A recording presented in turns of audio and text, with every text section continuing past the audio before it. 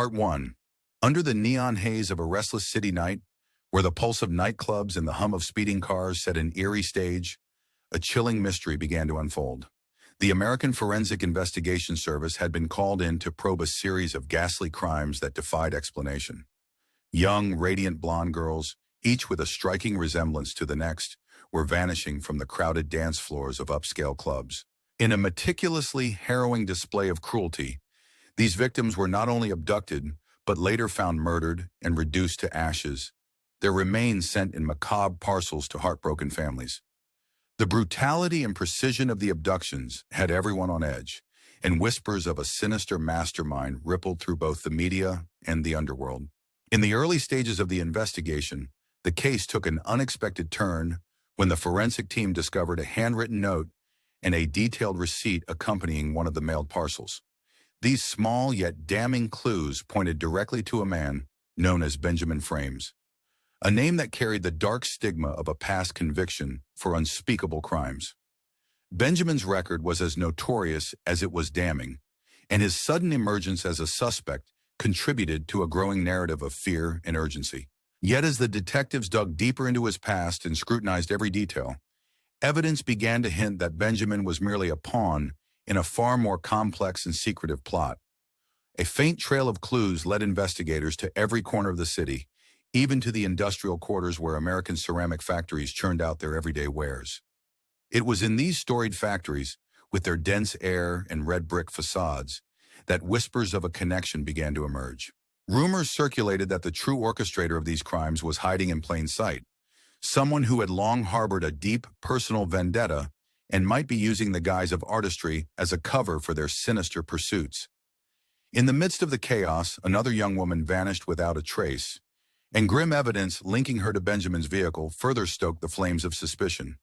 The clock was ticking as the investigation took on an almost cinematic urgency.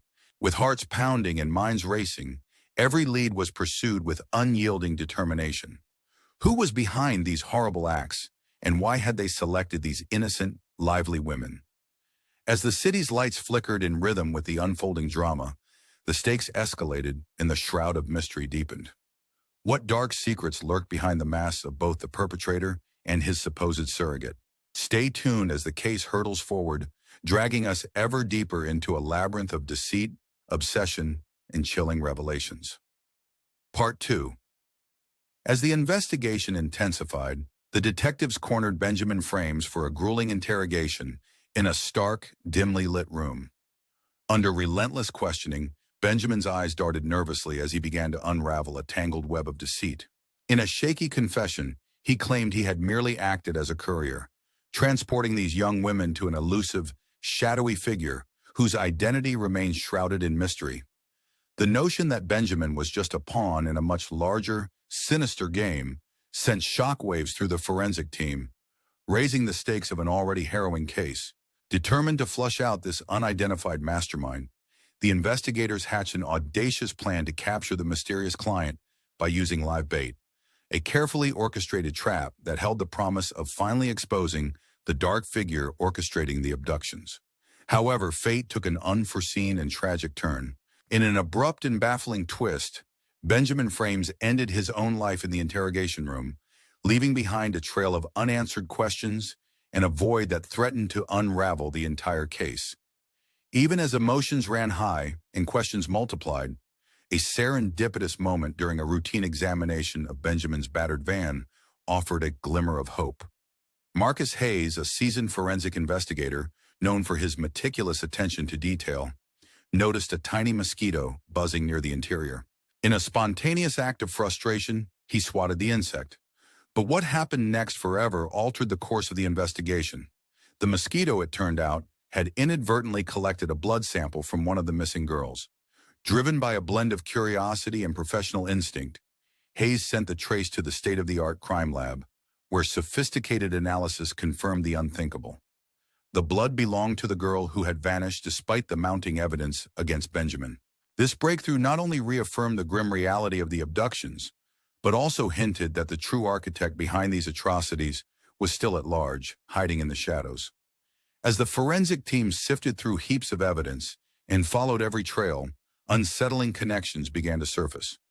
Rumors began circulating that the criminal mastermind had a personal vendetta, one deeply rooted in a tortured past. In hushed conversations among experts and detectives alike, whispers pointed toward a reclusive local ceramic artist reputed for his eccentricity and reclusive nature. The murmurs suggested that this artist, whose true identity was now concealed behind a new pseudonym in the annals of the case, Thomas Donnelly, had suffered a tremendous personal loss in his youth.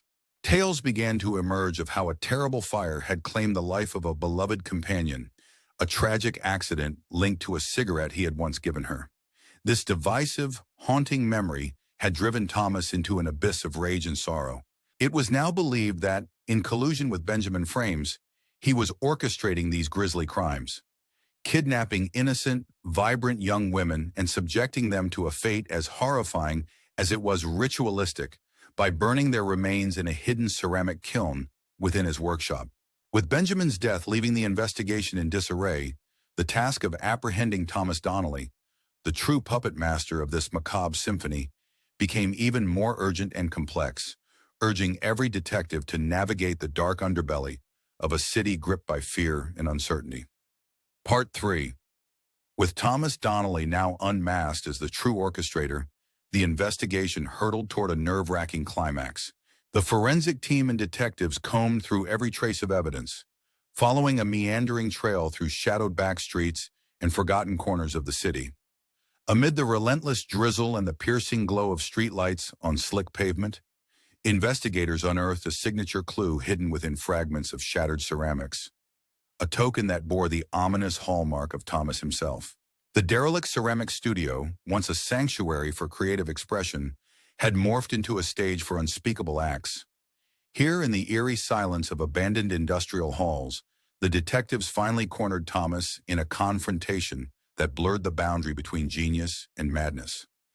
In this final pursuit, the detectives pieced together the fragmented puzzle of Thomas's tragic past, a narrative of loss, betrayal, and a burning need for vengeance against a society he felt had forsaken him.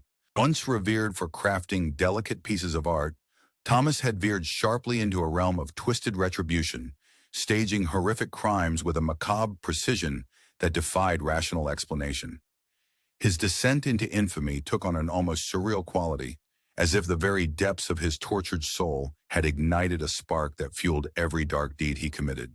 With each carefully orchestrated abduction and every methodically executed act of terror, Thomas left whispers of a deeper, unsettling conspiracy, a hint that his actions were merely the opening act of a far graver chronicle. As the net tightened, the detectives found themselves ensnared in a dangerous game of cat and mouse. Every cryptic message Thomas left behind deepened the enigma, suggesting that his manipulations extended beyond his sole intent.